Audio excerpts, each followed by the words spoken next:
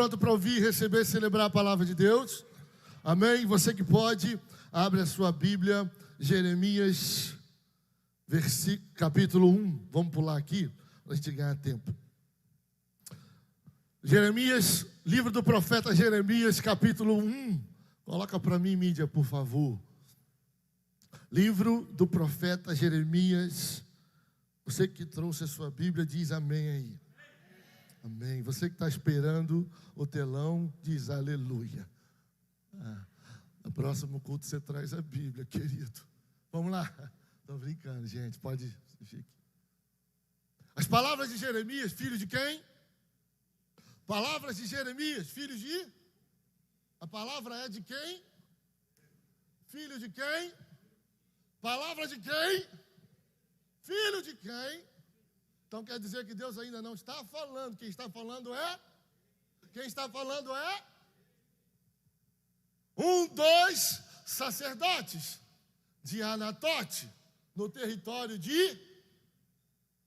Dois. No território de quem? De Ana. A palavra do Senhor veio a? Então quer dizer que agora é a palavra do Senhor que está falando, amém? Amém, gente? Amém, vamos lá. No 13º ano do reinado de Josias, filho de Amon, rei de Judá. Olha isso, presta atenção, volta lá, mídia. Só um minutinho, só para mim. A palavra do Senhor veio a ele no 13º ano do reinado de Josias. Vocês estão entendendo isso aqui? Filho de Amon, rei de Judá. E durante o reinado de Joaquim, filho de Josias, rei de Judá, até o 5º mês do 11º ano, de Zedequias, filho de Josias, rei de Judá, quando os habitantes de Jerusalém foram levados para o... Então entenda uma coisa, Deus falou através de Jeremias por 4 gerações, amém ou não amém? 4 gerações de reis distintos, e a palavra do Senhor veio a... Amém? Pega isso. E a palavra do Senhor veio a mim dizendo, antes dele mostrar o que o Senhor estava falando, ele vai dizer, olha, essa mesma palavra percorreu por 40 anos da minha vida. Amém ou não amém, gente? Antes de te formá-lo no... Não, irmão, está muito fraco. Antes de formá-lo no...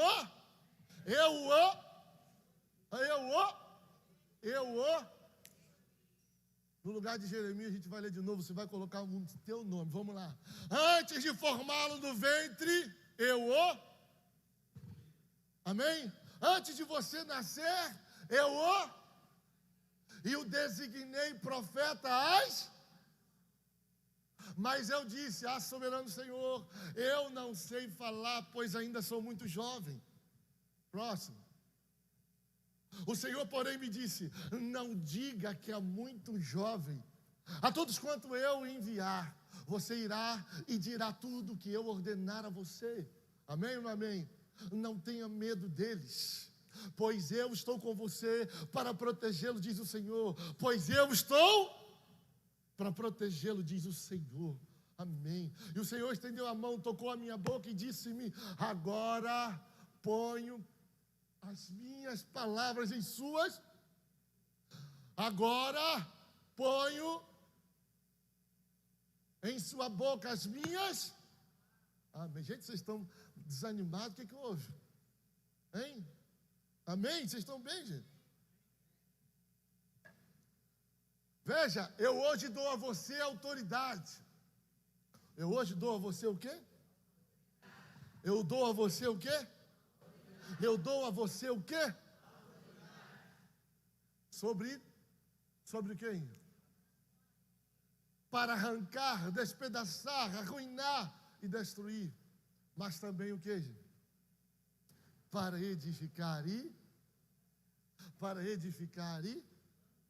Por quê, pastor? Porque quando o profeta só traz caos e destruição, irmão, tenham cuidado com a profecia. Porque profeta que aponta o dedo, mas não mostra o caminho de retorno, é adivinho. Amém? Tem alguém comigo aqui? Por quê? É para arruinar, é para derrubar, mas não pessoas. Altares, ídolos, que se apossaram da mente e da vida das pessoas. Entende? Não é para destruir ninguém, família de ninguém, negócio de ninguém. É para destruir os planos do inferno sobre a sua vida e a sua casa. Você acredita nisso? Amém? Esse é o nosso encargo. Vamos lá. E a palavra do Senhor veio a mim e disse: o que você vê, Jeremias? Veio de um ramo de amêndoa? Respondi. O Senhor me disse: você viu? Pois estou vigiando para que a minha palavra se... Pois estou vigiando para que a minha palavra se... Quem que está dizendo isso, gente? O Senhor.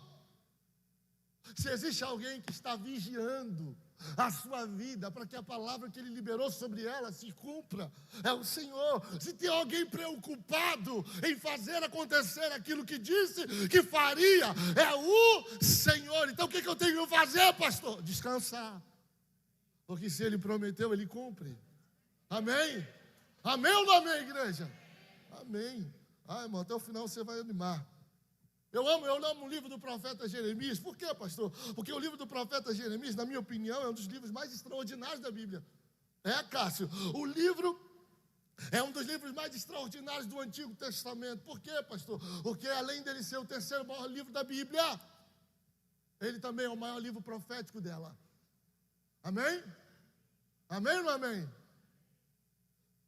O livro do profeta Jeremias tem 52 capítulos, 1.364 versículos.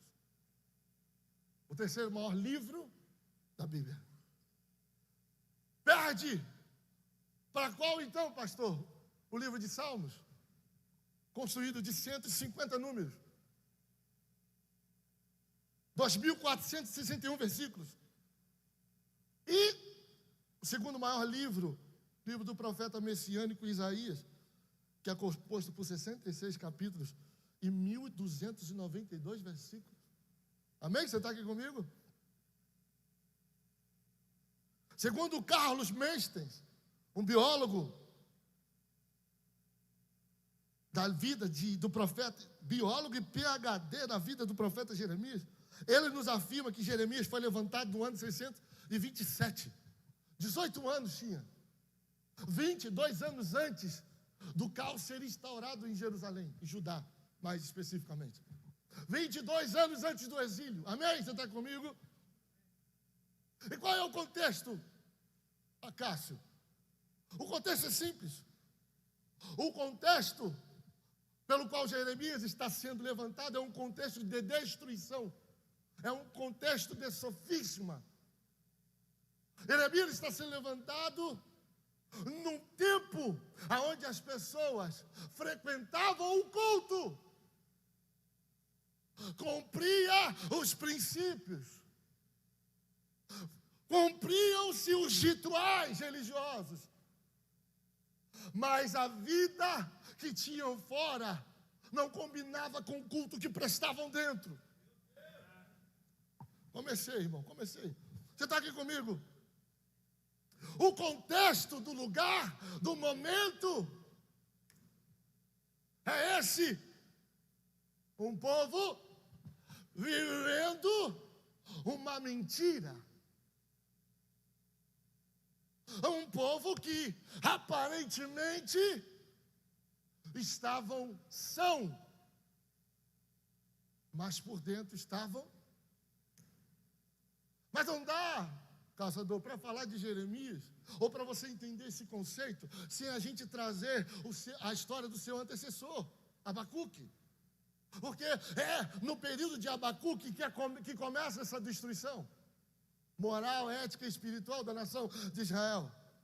Não dá para falar de Jeremias sem mencionar.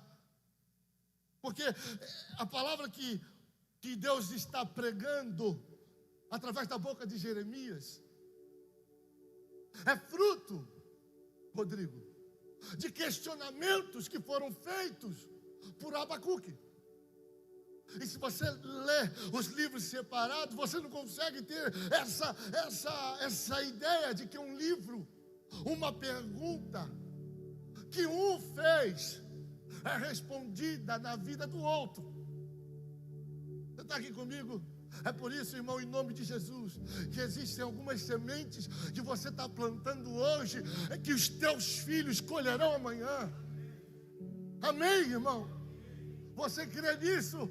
E você está pavimentando o futuro da sua descendência. Nem tudo você vai entender hoje, mas amanhã os seus filhos saberão que no tempo do meu pai uma semente foi plantada, e sobre essa semente a nossa casa, futuro, família e vida se tornou possível. Eu profetizo no nome de Jesus. Tem alguém que acredita em profecia? Que as sementes que você vem liberando, eu não estou falando de dinheiro, querido, eu não estou falando de recurso, eu estou falando de entrega, eu estou falando de vida, eu estou falando de renúncia. As sementes que você está plantando hoje, os teus filhos colherão amanhã. Aleluia, aleluia. Eu acredito nisso. Eu acredito nisso. Tem alguém comigo aqui? Sabe, Abacuque foi levantado no ano 645, quando o filho do rei Ezequias, o pior rei que já conheceu, conhecido como Manassés, traz para Jerusalém magia negra, feitiçaria, prostituição, fazendo que toda Jerusalém adore, poste ídolos, cultue a Moloque, oferecendo seus próprios filhos em sacrifício a esse Deus. Daí vem a palavra Moleque. Amém? Você está aqui comigo? Foi um período de perversidade, e é nesse período que Deus levanta o primeiro alerta. O primeiro alerta, quem é? Abacuque. O primeiro alerta de Deus. E Abacuque, Cássio, é conhecido como profeta da interrogação. O livro de Abacuque tem 3 capítulos apenas, mas 12 perguntas, Cássio. E 12 perguntas sem resposta. Será que você manteria o seu ministério, mesmo diante das dúvidas, dos questionamentos? 12 perguntas sem resposta. Isso aqui é poderoso. E tem gente que para no primeiro questionamento, abandona Deus, a igreja, os amigos, porque não entendeu a primeira pedra que enfrentou no caminho. 12 perguntas Abacuque vai fazer em relação às visões que está tendo, visões de destruição futura. Você está aqui comigo? 12 vezes, repete comigo, 12 vezes ele pergunta ao autor da sua vida e chamado: por que, Senhor, eu estou vendo caos diante de mim? Alguns biólogos, Cássio, vai falar que Abacuque não conseguia dormir, porque as visões eram terríveis.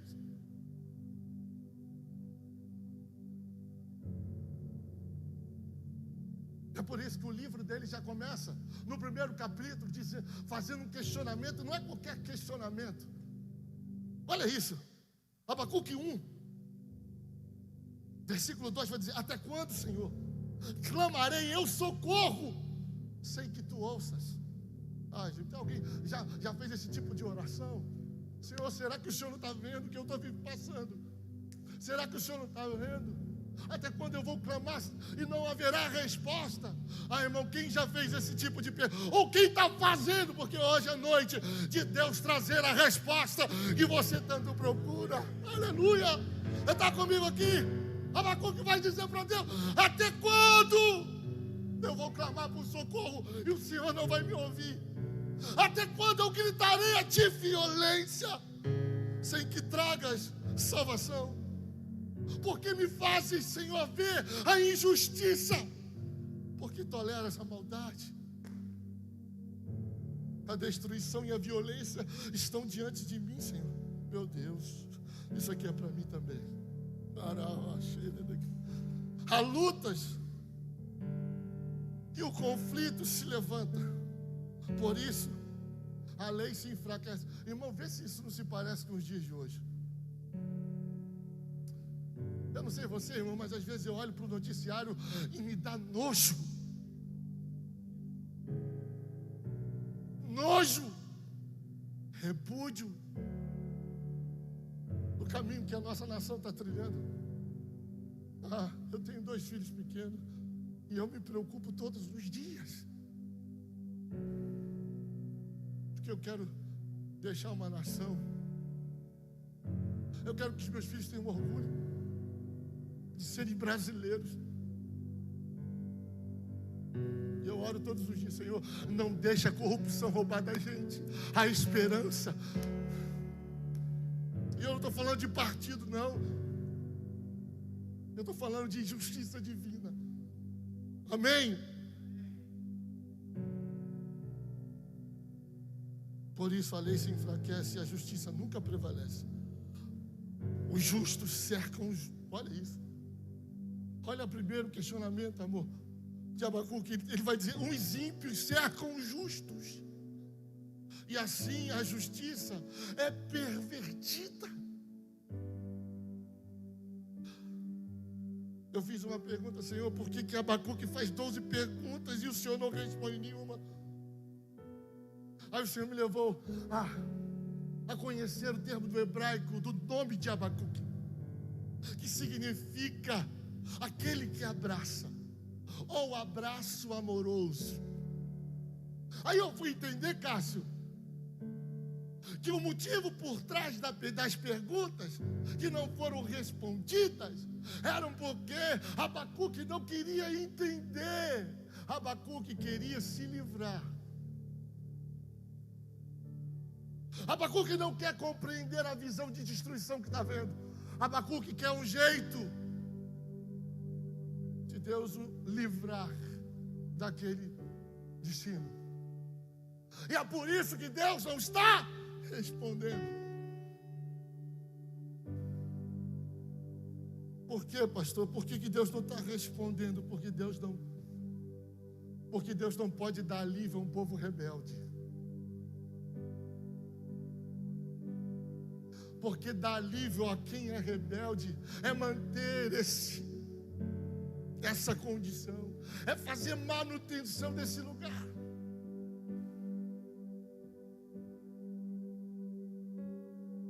Entenda isso, gente. Misericórdia para rebelde é remédio errado para quem precisa ser tratado e curado. Deus não pode dar alívio a quem vive desejando andar longe dele. Para esses caçadores, Deus não tem alívio, Deus tem conserto. E Ele está mostrando o conserto. Porque Abacuque, como eu disse, é o primeiro aviso. É Deus falando: o destino é esse, se vocês não se converterem.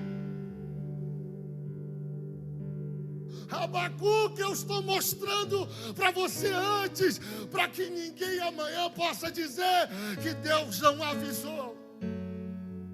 Pastor, o que você está dizendo? Eu estou dizendo, querido, que existem muitos desertos que não foi Deus que te colocou lá, foram as tuas decisões erradas.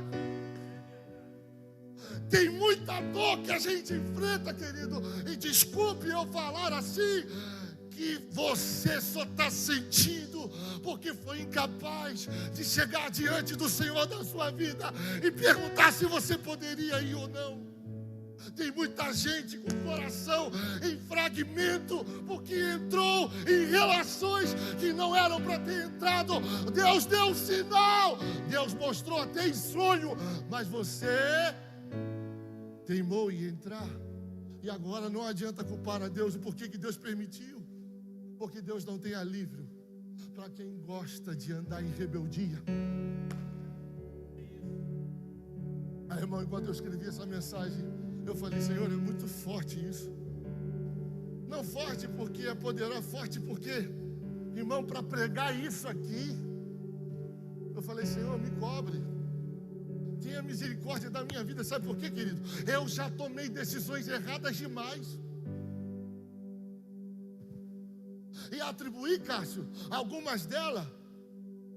Olha, isso aqui vai falar com você. Eu não estava nem no esboço, mas veio aqui agora. Quantas vezes a gente fala assim, olha, estou com uma decisão importante para ser tomada. E eu estou orando e nada está acontecendo, eu não estou ouvindo. Mas o meu coração está em paz. E a palavra de Deus diz, se tiver paz, eu... Se não tiver, Deus não está no negócio. Quem já ouviu essa expressão? Não, meu coração está em paz, mano. Então tome essa aqui. A pior decisão da minha vida, eu tomei com o coração em paz. Entrei num negócio que não era para ser entrado. Por que entrou? Porque eu não orei pedindo a Deus direção e discernimento. Mas o coração estava em paz. Ah, pastor, mas então o que eu faço? Não está escrito? Não está nem escrito isso. Paz não pode ser guia de filho de Deus. Sentimento nenhum pode tomar esse lugar de governo na nossa vida. Paz é um sentimento do coração humano. Ah, irmão, eu quebrei a cara depois. Coloquei minha família em apuros. Fui fazer negócio com um homem que eu não sabia que era mau caráter. Quase destruiu um sonho nosso, que é ter uma casa própria. Mas graças a Deus, 3 anos depois, Deus vê. Ah, porque Deus é Deus, irmão. Só Ele pode fazer as coisas. Não atribua as tuas decisões a uma paz que está ou não no seu coração. Por quê, pastor? Porque normalmente, caçador, quando Deus nos pedir para fazer algo, quando vier de Deus, o coração não vai estar em paz. Por quê? Porque é maior que a gente, querido. O que Deus nos exige é maior que os nossos pés. É maior do que aquilo que a gente pode alcançar. É por isso que Ele que pede. Porque se Ele pede, é Ele que sustenta, não é você. Não atribua as decisões da sua vida a um sentimento de um coração que flutua. Hoje está em paz, amanhã pode não estar. Mas o nosso Deus não muda, querido. Quer tomar uma decisão importante? Ore antes. Mas Robert, está demorando. É melhor demorar a resposta do que você entrar por uma porta errada. Amém, gente? Não era nem para falar isso, mas tá. Alguém aqui, é para alguém, é para mim também. Deus não pode ter misericórdia, volta aqui, para aqueles que precisam ser quebrados, tratados, aqueles que Deus quer que volte ao princípio, que não eram para ter abandonado. É por isso que Abacuque fez 12 perguntas e Deus não respondeu nenhuma. Por quê, pastor? Porque Deus está dizendo para Abacuque, não adianta viver tentando mudar a vida de quem não quer mudar.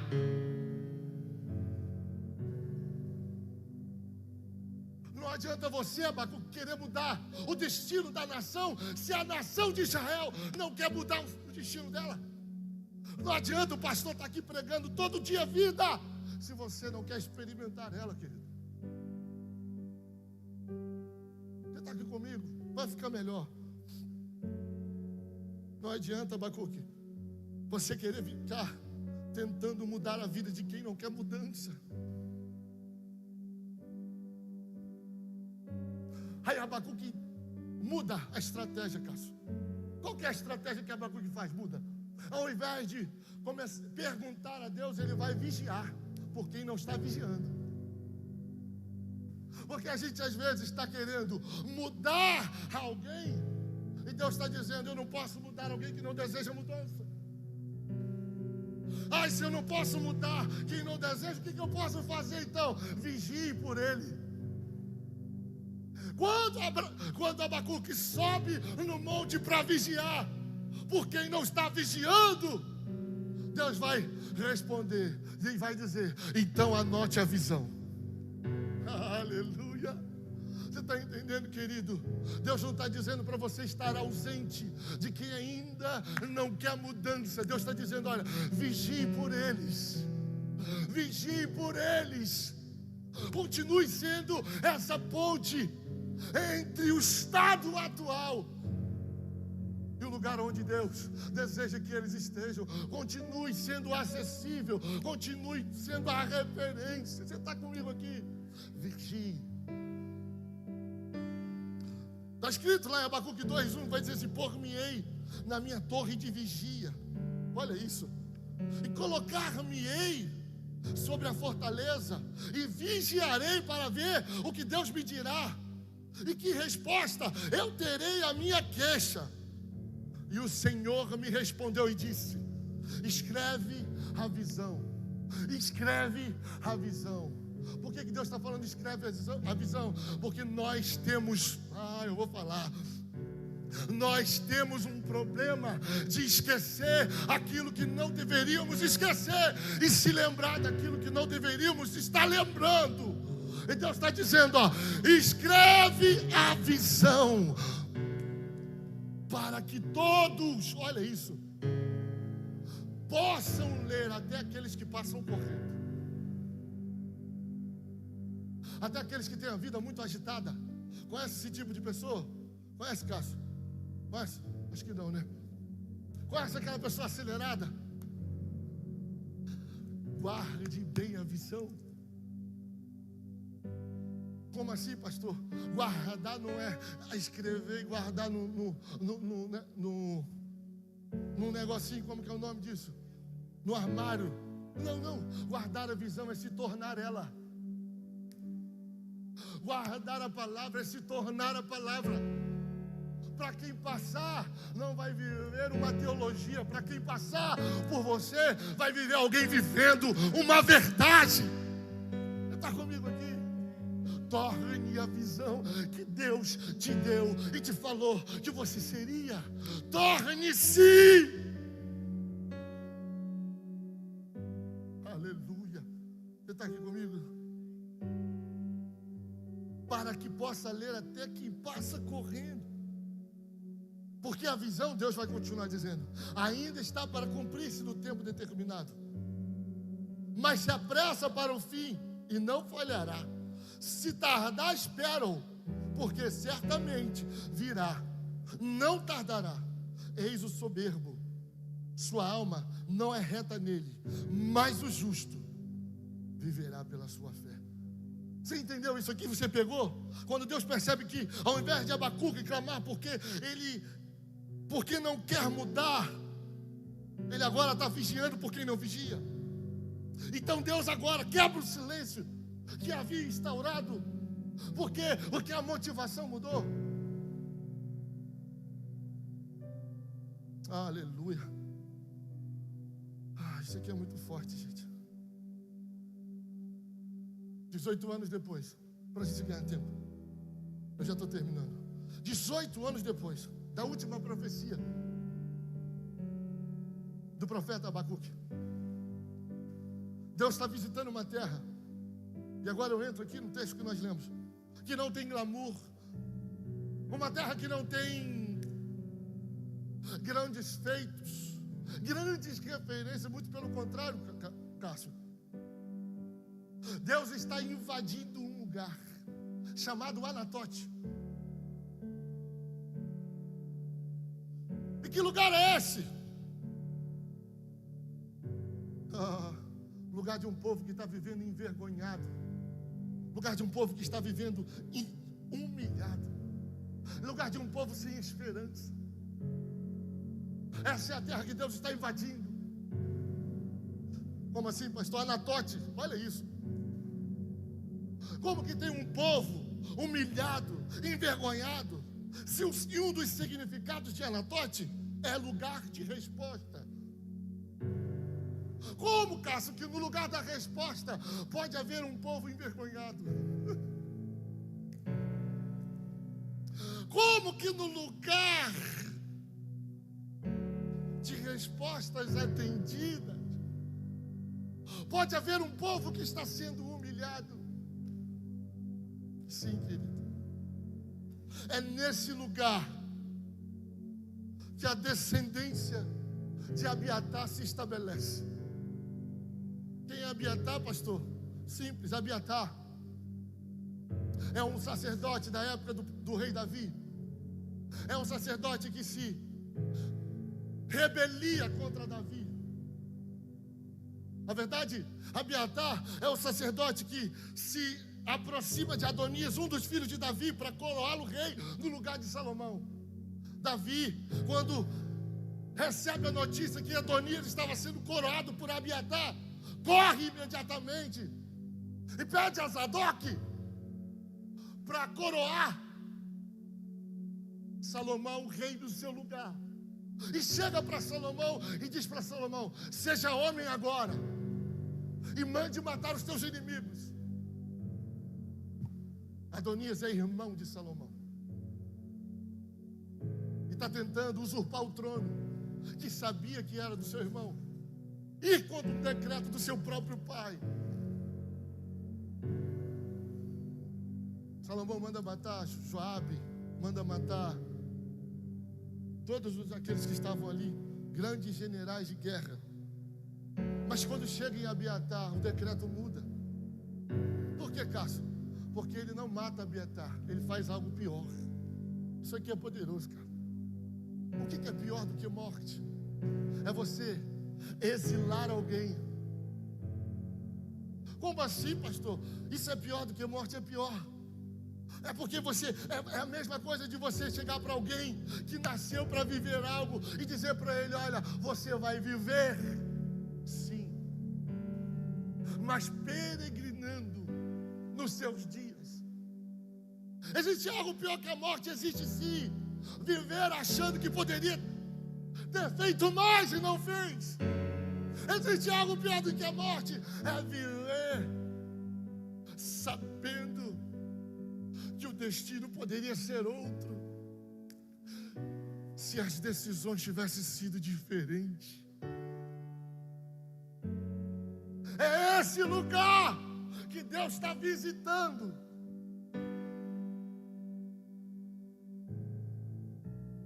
É o lugar onde a descendência de Abiatar se estabelece. Sacerdotes por ofício, mas agricultores por necessidade. Irmão, não tem nada mais, não é perigosa a palavra, não tem nada mais triste do que você ver um sacerdote escondido por trás de um CNPJ. Não tem nada mais triste do que um profeta escondido atrás de um negócio. Pastor, ele está vivendo agora por quê? Por propósito? Não, por necessidade. Não existe nada mais triste do que alguém que vive, acorda e dorme para suprir as próprias necessidades e não cumprir o seu propósito de vida. Eu vim aqui falar para alguns empresários, para alguns profetas que estão se escondendo atrás de um CNPJ. Deus não te deu esse lugar para você se esconder, achando que é tudo que você viveria, está ali. Não, querido, Deus te deu esse lugar para financiar aquilo que Ele disse que você seria.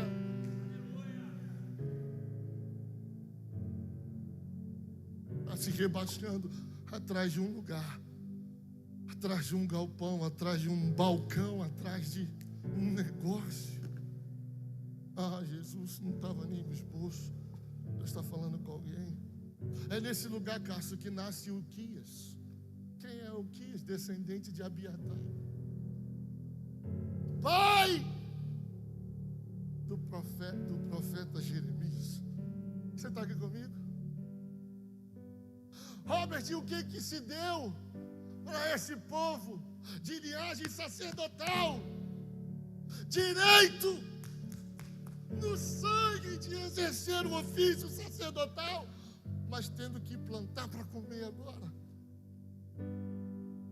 Eles eram obrigados, eles foram expulsos de Jerusalém, só poderiam voltar a Jerusalém uma vez por ano.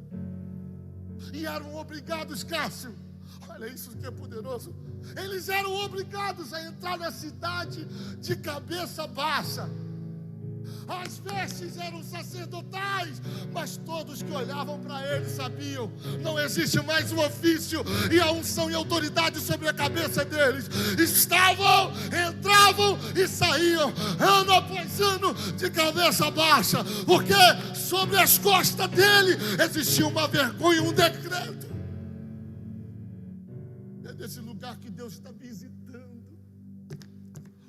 Aleluia. Por quê, pastor? Porque Deus não precisa de ambiente favorável para levantar um homem e uma mulher de Deus.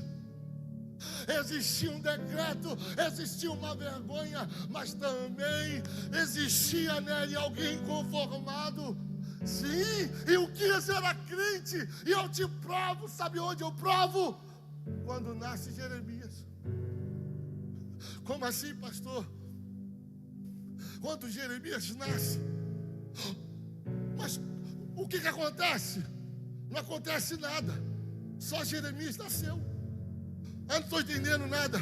É porque você ainda não entendeu o nome de Jeremias, o significado do nome dele.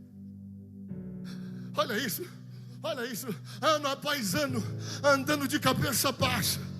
Ano após ano, andando de cabeça baixa, orando e pedindo para Deus, clamando: Senhor, muda a nossa história.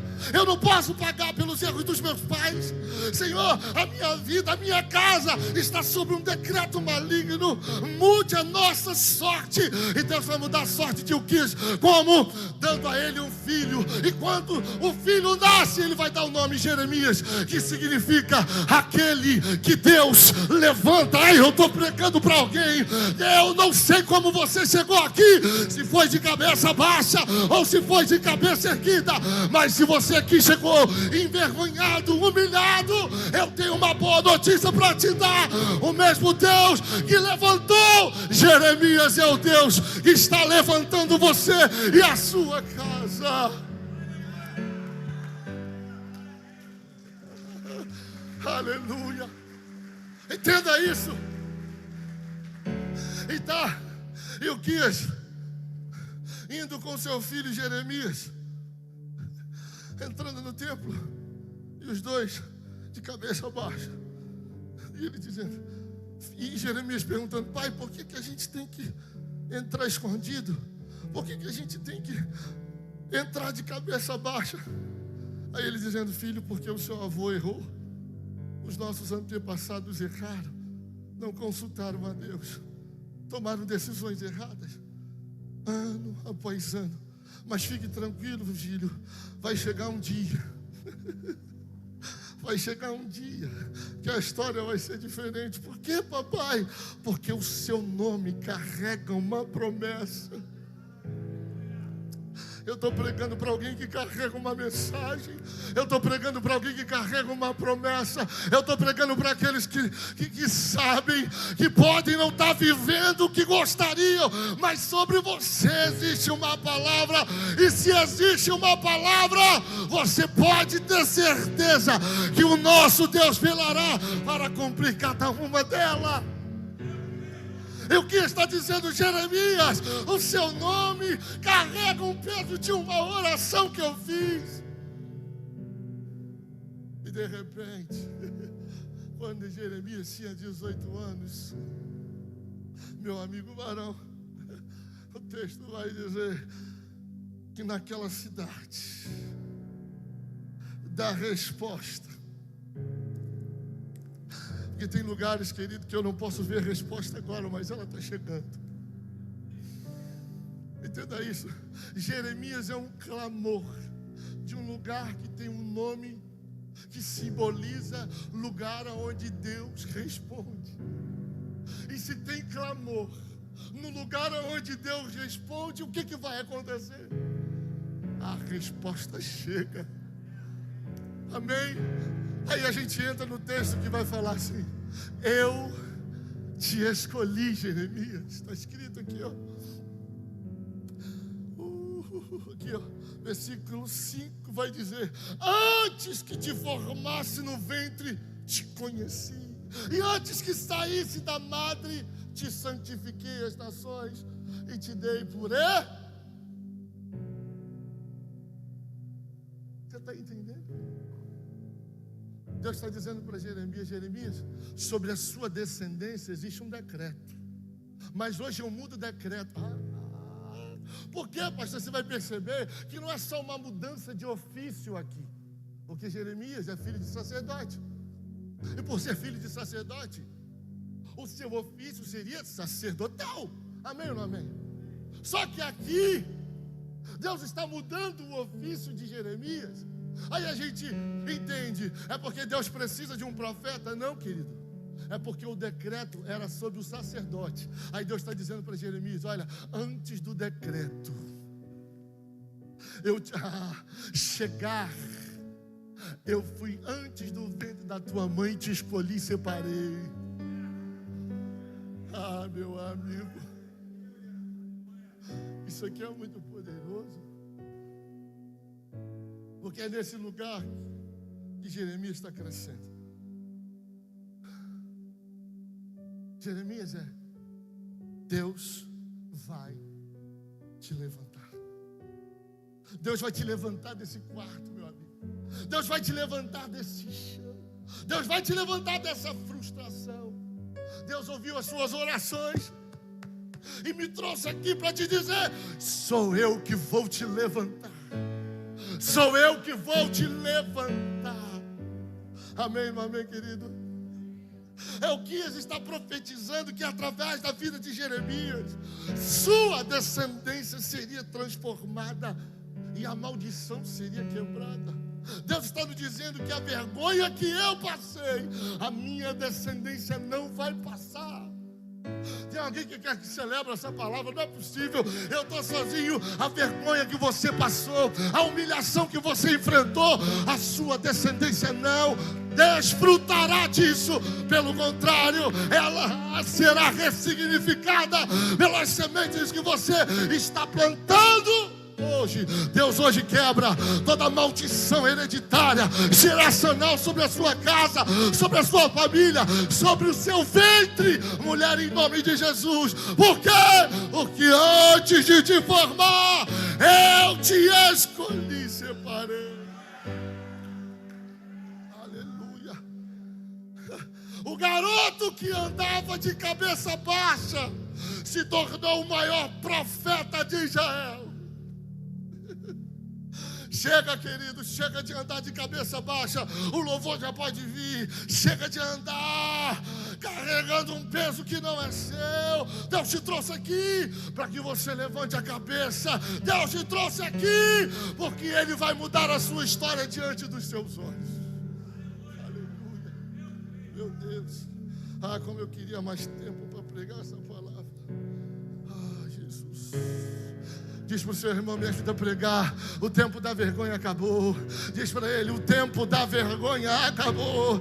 O tempo da vergonha acabou, porque está escrito: e quando o vento passar, quando a chuva acabar, o tempo de cantar chegou. Eu profetizo novos começos. O tempo da alegria, o tempo do alívio, o tempo do favor. Eu profetizo: você vai experimentar aquilo que só Deus poderia fazer. Se prepara, novos começos, para um tempo de favor sem precedente. Fica de pé, vamos acabar. Fica de pé, meu Deus.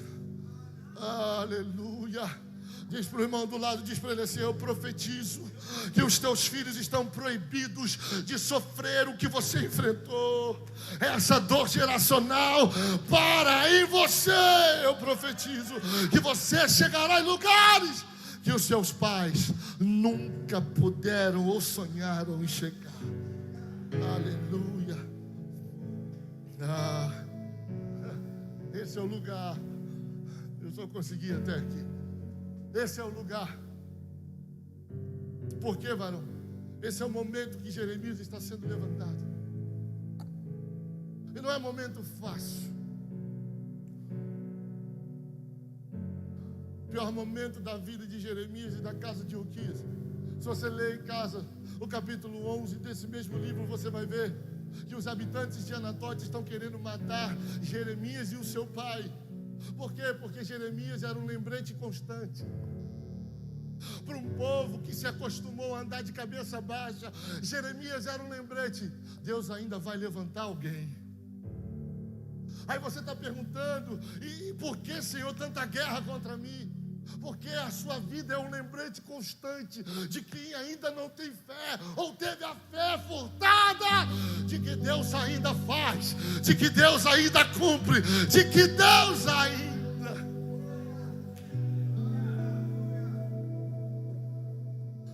Deus vai dizer para Jeremias duas coisas. Jeremias,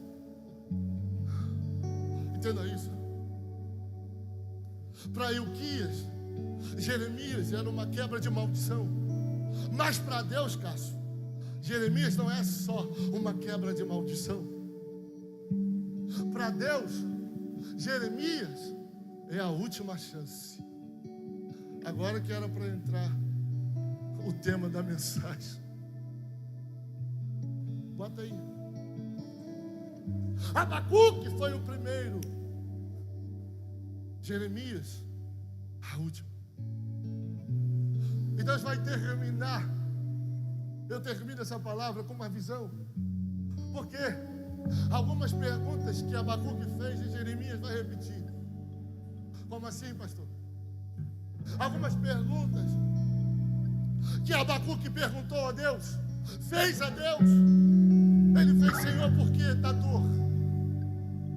Por que eu prego e as pessoas viram o rosto e as costas? Por que a palavra está sendo pregada e o povo zomba de mim?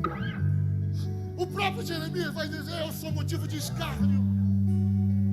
Ele vai amaldiçoar a própria prole, a própria barriga que deu a luz dele. Porque por mais que pregava, Cássio, o povo não ouvia. Por 40 anos pregando a mesma mensagem. Foi enxotado, foi amordaçado, apanhou, foi jogado num poço, ao ponto de desejar morrer. Ele vai dizer: Senhor, eu não quero mais. Sabe quantas pessoas estão aqui hoje dizendo essa mesma frase? Eu não aguento mais. O texto vai dizer: quando eu penso em parar, a tua palavra queima dentro de mim como fogo que... Jeremias vai perguntar: por que tanta dor? Deus vai chegar para Jeremias e vai falar: o meu povo cometeu 2 crimes contra mim. Jeremias, capítulo 2, você lê em casa. E o que, pastor? O que o povo fez contra Deus, Robert? Ele diz: eles me abandonaram, Jeremias 2,13, a minha fonte de água viva, e cavaram as suas próprias cisternas rachadas que não retêm água. A segunda visão é Deus mostrando para Jeremias 2/6, o primeiro de bons figos e o segundo de figos podres.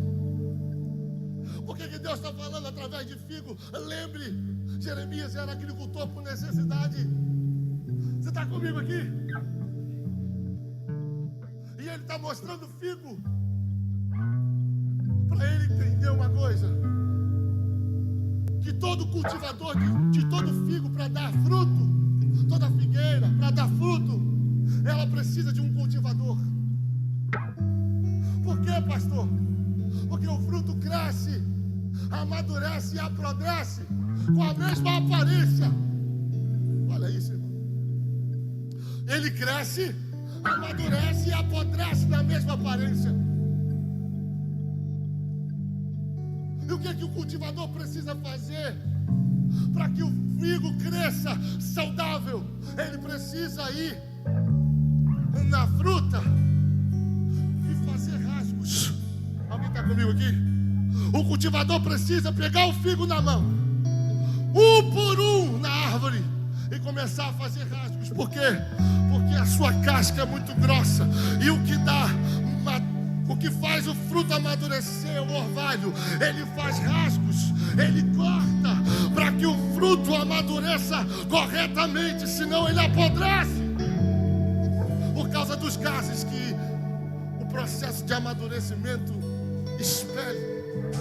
Então ele está cortando o figo para os gases saírem, para o orvalho entrar. Você está comigo aqui?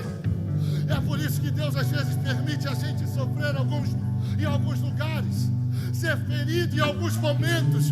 Não é para te parar, não é para te punir, é para te amadurecer, querido. É porque o cultivador sabe o que está fazendo e não vai deixar você apodrecer. Mas às vezes, Cássio, o cultivador chegava na árvore e sentia um cheiro estranho. Como assim? Porque só dava para saber se tinha algum fruto podre por causa do cheiro. Mas como, Cássio, que corta o fruto podre se todos têm a mesma aparência? Olha o que Deus está mostrando para Jeremias. Porque o povo vivia um tempo de quê? De sofisma. O que é sofisma? Aparência de verdade com fundo mentiroso. Deus está mostrando para Jeremias: olha, está bonito por fora, mas se você sentir, você vai perceber que está podre por dentro. E como que ele tira, pastor? O cultivador sai arrancando o fruto pelo cheiro? Não, querido, não pode, porque é capaz dele arrancar o fruto bom achando que é podre. O que o cultivador faz? Já que eu não posso arrancar o podre pelo cheiro, eu vou cortar todos. Por que, pastor? Aí eu termino aqui. Se você não pegar, a gente vai embora. Olha isso. Eu corto todos. Sabe por quê, varão? Porque o bom, o fruto saudável, vai ser ferido e vai permanecer. Mas o podre vai ser ferido e vai cair.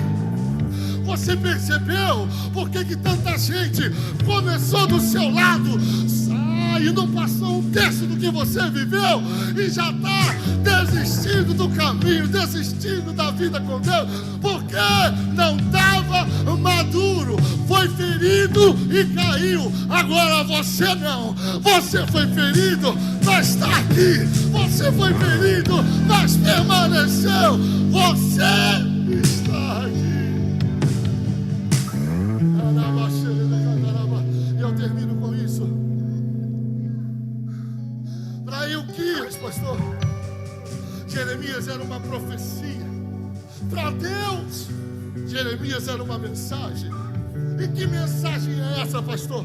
Jeremias 29:11 vai dizer: porque sou eu que conheço os planos que tenho para vocês, diz o Senhor, planos de fazê-los prosperar, não de causar dano, planos de dar a vocês esperança e um futuro. Então vocês clamarão a mim, virão orar a mim, e eu os ouvirei. Vocês me procurarão e me acharão quando